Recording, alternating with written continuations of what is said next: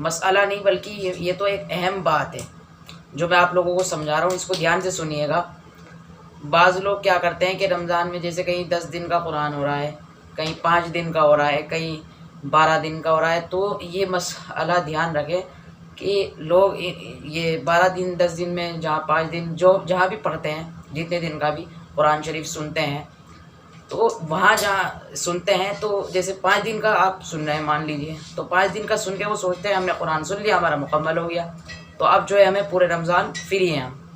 تو یہ بات غلط ہے بالکل، جبکہ تراویح کی نماز پورے رمضان پڑھنا یہ سنت مؤکدہ ہے، پورے رمضان پڑھنی ہے۔ اب چاہے آپ نے 5 دن کا اگر قرآن مکمل کر لیا، سن لیا، تو پھر آپ یہ نہ سمجھیں کہ ہم فارغ ہو گئے، اب پورے رمضان ہم خالی ہیں، نہیں، آپ نے قرآن ابھی اپنا مکمل کیا ہے، تراویح آپ کی نہیں ہوئی۔ تراویح پورے رمضان پڑھنا، جب تک عید کا چاند نہ دکھ جائے جب تک تراویح ہوتی ہے، عید کا چاند دکھ گیا پھر تراویح ختم۔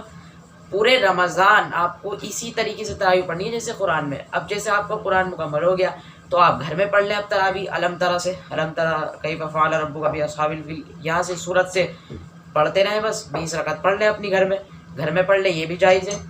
تو اب آپ 10 دن کا پڑھ رہے ہیں، 5 دن کا پڑھ لیا، تو اب یہ نہ سمجھیں کہ بھئی آپ فارغ ہو گئے، کیونکہ یہ پورے رمضان تراویح پڑھنا سنت ہے۔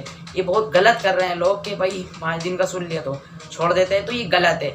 تراویح پورے رمضان جو ہے یہ پڑھنا یہ سنت مؤکدہ ہے۔ اس کو آپ اگر 5 دن پڑھ کے چھوڑ دیں گے تو پھر 5 دن کے بعد کا آپ کا گناہ لکھا جا رہا ہے بھائی، کیونکہ آپ بلا عذر چھوڑ رہے ہیں۔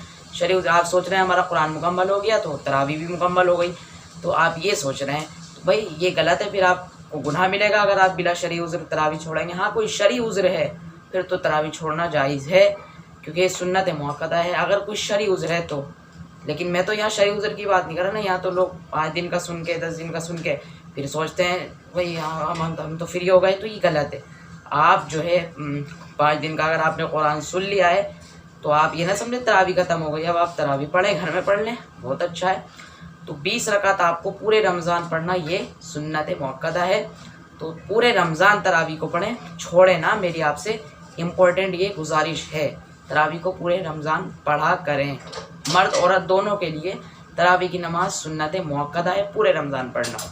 چلیے، السلام علیکم ورحمۃ اللہ وبرکاتہ۔